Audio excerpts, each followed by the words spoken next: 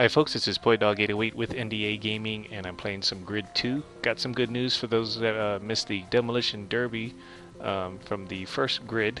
It is now available for free. I know I just got mine from Xbox Live, and I'm sure it's very much available on PS3 and PC. Um, I went ahead and did a couple laps before I decided to do this video, and I'm really impressed with the way it looks. The handling and stuff is. I've been playing a lot of Grid 1, so you can really tell the difference when you jump between the two games. I'm really digging on it.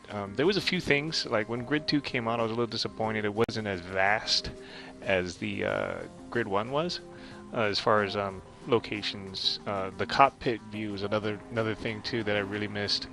But you can tell, I mean, their reasoning for getting rid of the cockpit view was because of how much work and memory it took up for just one view. And for me, a car sim, I don't know, it just seemed like it would be more important. But what they decided to do is they took a poll, and it found that like 5% of the people that were playing the game, only 5% was using the cockpit view. So they decided that's where they were going to save on memory. And for the most part, I can't complain. The game looks great.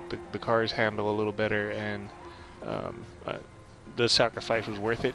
I also thought somehow that the Demolition Derby was a part of that sacrifice, and like the drift courses and stuff like that was also missing from Grid 2, but they've just recently made the Demolition Derby available, and it's for free. And you really can't complain for free. Free is pretty damn awesome in my opinion, and I'm gonna go ahead and do a couple laps on it. You guys can check it out, and definitely if you got Grid 2 and you like the derby stuff, go grab it. Anyway, this is Dog808 with NDA Gaming.